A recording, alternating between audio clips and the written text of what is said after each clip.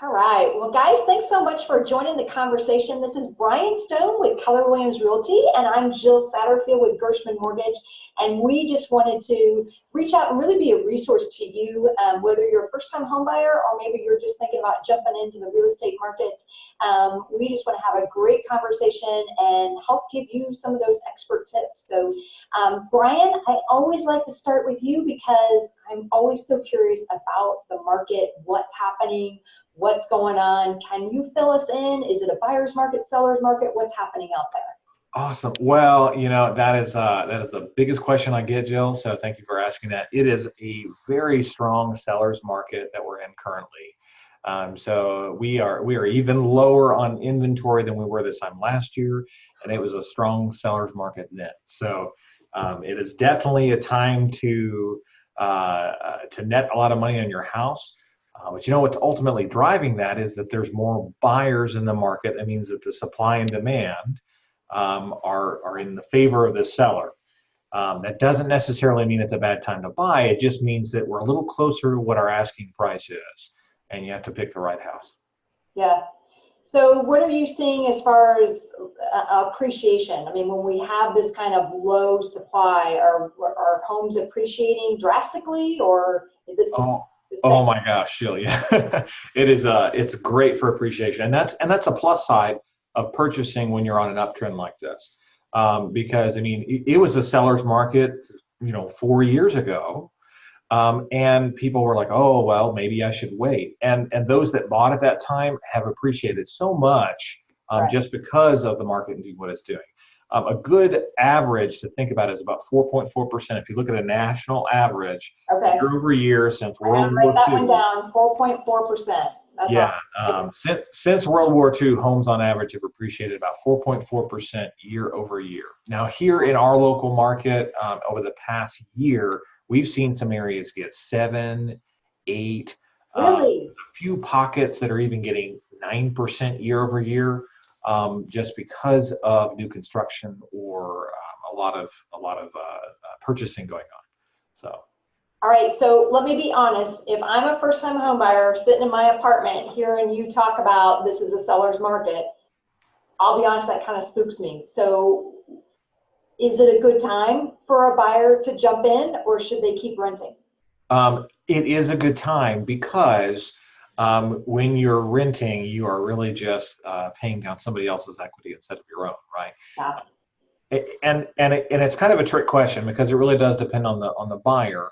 But depending on the area that they're purchasing in and how long they intend to stay on the home, it's almost always a good time to buy as long as you're staying there long enough and you can afford your payments. Yeah. The largest recession that we've ever had was back in 2008 with the big bubble, the big crash, which everybody Right. Everybody talks about.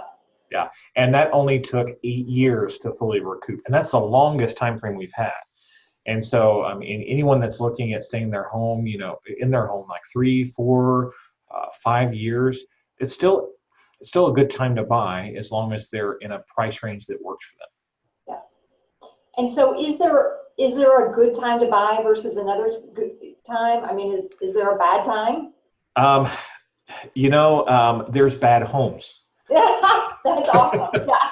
There's Yeah. bad homes, and Yeah. because I even have real estate investors that are buying in today's market, even Wow. though it's such a strong seller's market, they're still seeing the value of purchasing if it's the right house. Well, Um, because they still see the appreciation. yeah, They're absolutely. making money. Yeah, they're making money year over year. Right? No, no kidding. That's awesome. Yeah. All right. Well, tell me a little bit about, I know you and I talk about this all the time, so I'm just going to jump out with the question. We talk a lot about net worth, of renting versus owning. Do you want to go into detail about that just a little bit?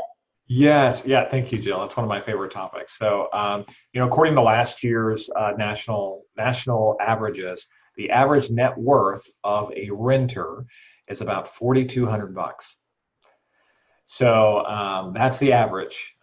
So not a lot of a nest egg to really fall back on. Yeah. And thinking back when I was a renter, I think that's probably high compared to where I was. But the average net worth in that same time frame for a homeowner is 238,400. Yeah. Wow. And the reason that difference is so vast is because there is no other investment quite like real estate. Because if you look at any other investment, your percentage of appreciation is based on the dollar amount that you put in, right? So if you put in, and we'll say, you put in $5,000 into a CD and it's appreciating at 2%. Well, that's 2% on that $5,000, right? Right. Well, the difference with a home is you can put 5% down, even 3.5% down, sometimes less, depending on your loan type on a home, and you get the appreciation of the asset. So that's the home's price, the whole price. So for a $150,000 home, 3.5% for or five, I think it's 5%, I guess, 3.5 to 5%. What that was, that 5250? Yeah. Yeah. Roughly. I did my math earlier. So yeah. So if you just do just your down payment's 5250, well, if you base it just on the national average of a 4.4% appreciation, that home's going to appreciate, over $6,500 in a 12-month time frame. So, your initial investment has already been doubled for that scenario because the whole home is appreciating. And when you go to sell the home, or if you look at that for passing it on or renting it out, whatever you do, it's still going to appreciate, and you still get the full value when you sell. Yeah. So. I always love having that conversation with you because you always break it down so well, to where it really makes sense. Thanks, Jill. Truly, yeah, I mean, it truly is a fabulous investment, and people just don't see it that way. I think we get so caught up in HGTV sometimes and all the pretties of the house that maybe we forget. This is a true financial investment that can be a real game changer. Well, and most people think, oh, it's just my payments that are causing the value to increase, and in all reality, that's really not the true value. Yes, you're paying your loan if you finance, but that's not the true wealth building power of real estate. It's the appreciation of the property as a whole, and the more the higher priced home in general, the better it's positioned to appreciate. With some exceptions there. So one great thing about being a first-time home buyer in particular is you're buying in that median range. So homes in that range are some of the most stable investments that you could possibly get. And so your first home oftentimes will appreciate even more based on percentages than a second or a third home will. Yeah. Yeah, so that brings up a good point kind of on my end of the spectrum that, I always get that question of, well, gosh, so much of my payment is going towards interest. But yet the reality is that's really, again, to your point, that's not where you're seeing the appreciation. It's right. Not in the payment you're making. It's in the fact that the home itself is appreciating in value more than any other investment that you could possibly get out there. And so, I always try and explain that and point that out. But then at the same time, we've got some of the lowest rates that we've seen in years. Yeah, I mean, absolutely. I mean, So, what are they looking like right now, Jill? I mean, what are rates at? A really interesting thing. In fact, you and I have not talked about this, but last week, China and U.S. had quite the little trade war disagreement going on. And I don't know if you recall, with the stock market plummeted. We took a hard hit, and in the interest rates, they follow specifically the 10-year bond yield, but that 10-year bond yield is affected by the ups and downs of the stock market. So we saw a good dip on Thursday of last week. Now we've rebounded on those rates just a little bit, but we're seeing rates in really low fours. I mean, I'm talking 4.0, 4.125, 4.2. It all depends on your credit score and the loan terms itself. But gosh. I mean, that's a good percent down from where they were last year, right? I mean, so that's fantastic. Yeah. And that's that driving force. And we talked about the buyer's market versus the seller's market.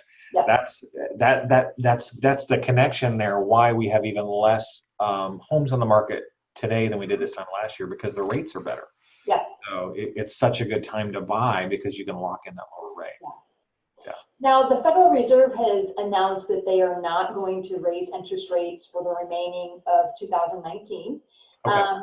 The important factor to that is that when the Fed makes that announcement, they're very specific in talking about short-term rates. So that's actually referring to like your credit card debt, maybe a home equity line of credit, things that have fluctuating interest rates. It's not directly your 30-year fixed mortgages. That's not really what they're talking about. However, when they make that announcement and say that they're not raising rates, it calms the market down. And then the stock market takes a big deep breath. And so it does end up impacting us in that 30-year mortgage. So it's kind of interesting how it all, is kind of tied together and reacts on each other. But yeah, the rates are really low. This is a great time for buyers to dip in. And I've been telling buyers, really trying to encourage people, hey, I know the inventory is low. I know that it's taking you maybe a little bit more time to find that perfect home, but you will so be rewarded by doing that because the rates are phenomenal.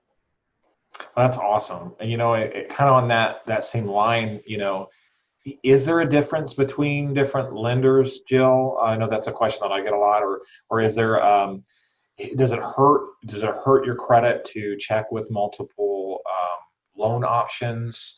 Because I know that it's different for every industry, right? Yeah, that's a great question, and it's kind of a two-part answer. So first and foremost, the best advice I can give anybody, first-time homebuyer or non, go with a local lender. There's such a huge power in having a qualification letter from someone who's local versus some of the online lenders. And I never want to bash anyone ever, but you and I both know we've been in this industry for a long time, and we've all networked, we all know each other, and it goes a long way when you have a local lender, someone that you can talk to, get on the phone with, and solve problems with. I kind of told you this story not too long ago, but I had a buyer who was pre-qualified. She went to put an offer on a house. There were 5 other offers on the table, and one of those offers was about $10,000 over listing price, so over the asking price. Yeah. Somehow, by a miracle, my buyer ended up winning and getting the contract. About 3 or 4 days later, the listing agent, so the agent that represents the seller, actually reached out to me direct and said, hey, we went with your buyer because we wanted to work with you. We wanted the local lender. The other guy that was 10,000 over was an online lender, and they just didn't want to mess with it. So, I mean, I've seen scenarios that are very similar to that too, Jill. So I mean, I'm glad you shared that story. And that's one of those side effects to having such low inventory now is multiple offer situations are fairly common. Yeah. So to make that a strong offer is to make sure that you're working with someone local. So that was one of your questions. And then the second question was about, does it hurt your score to shop around? It really depends on your score. If you've got a good long credit history, no, it won't hurt your score. Okay. If you're brand new, maybe very young, and maybe your credit is very new, you might see a little dip in it when you go and start shopping. Okay. And so that's just the reality of it, but it really has to do with your credit history and that stability there. So it's a hard question to answer, but I think most importantly, go with a lender that is going to take care of you, going to communicate with you, and make sure they give you lots of loan options, right? That was another thing that you kind of alluded to in that question. It's not even about the interest rate. It's about, are you in the right loan program for your specific situation and your specific finances? So it seems a little overwhelming, just because there's so much information that obviously we're talking about. But is there anything that, like if I'm a buyer and I know I'm, a few months out, like 2-3 months out from purchasing, what can I be doing now to get ready for, that loan process and any paperwork or anything like that? What should I be worried about? Yeah, so that's so great. I tell people all the time, start a couple months early to prepare yourself, right? There's nothing wrong with positioning yourself to purchase a home. It's a big investment. So first and foremost, know your credit score and don't be shy about it. I pull credit all the time, and we just talk through what we need to do in order to position you. A lot of times, if you do have a little flaw on the credit report, believe it or not, flaws are fixable. We just need to know about them, right? So that we can deal with it. So if we know about it, then we can fix it and we can get you ready within, a few months. I mean, 3 or 4 months, maybe all it takes to really turn that around and make sure that it's looks good for the purpose of purchasing a home loan. The other big thing I always tell first-time home buyers is really be careful with cash. If you're paying rent, make sure you're paying it the old-fashioned way. Write a check. Or if you do use cash when you're paying your rent, make sure you get a receipt. Because sometimes with some loan programs, I have to prove that you've been paying your rent on time, and that's about impossible to do if you're always paying with cash. So you're saying I can't just pay my roommate with Venmo and and then be fine? Like, is that could I just print that out or take a screenshot? I know it makes it so easy, and the truth is, it's your money. You should be able to do what you want with it, right? I mean, who am I to tell you? But for the purpose of processing the loan, I can't source cash. I can't source those Venmo deposits or the Facebook money, all those things are awesome and make life easy, but it's impossible to source them. And so for most of those loan programs, I do have to verify deposits. And by the way, I'm verifying deposits really just to prove that there's not something illegal going on behind the scenes. It's not really to nitpick you. It's just to make sure that, the seller isn't, behind the scenes enticing you to purchase that home and maybe slipping you a $500 there or $100 there. That's why I have to prove where it comes from. Gotcha. Well, that makes a lot of sense. Yeah, it's kind of, when I explain it that way, everybody goes, oh, that makes sense. But it is a little frustrating when, I start digging in your bank statements. Hey, what's this deposit? Hey, where'd this money come from? So how much should be saved up for a down payment? Yeah, so as you know, there are some great loan programs out there that actually are zero down. So you don't need a down payment at all. But even there's programs out there with as little as 3% down that are very specific just for first-time home buyers, 3.5%, 5%. So there's a variety of different options. And I'll tell you that anytime that I work with a first-time home buyer, I always put together multiple options. So I'll compare 2 or 3 different loan products so that you can see, okay, this one makes the most sense for you. Gotcha. That's awesome. Well, I mean, is there anything else that that I should be asking you that I haven't already asked you? That you run into commonly, Jill? Or no, I mean, I've been so ecstatic lately, just this last week with rates that that was my big topic. Just kind of want to make sure people know. Because I think they get scared, Brian. I think that they hear that it's a seller's market. They've been hearing that for a while. And then they think, well, gosh, I don't want to buy when the market's high.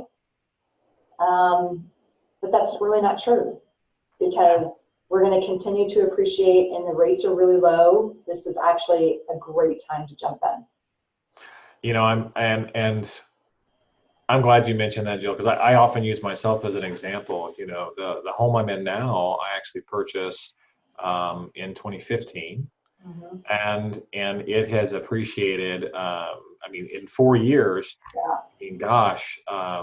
I've increased so much in equity, and my loan amount looks not a ton different from where it was, right? Because of that interest being front loaded, but still, I've gained so much in equity that if I had a job change or if I had any kind of change of life, anything like that. That is something that I could fall back on. I could always sell that asset and then go into a rental if I needed to, or a short-term situation.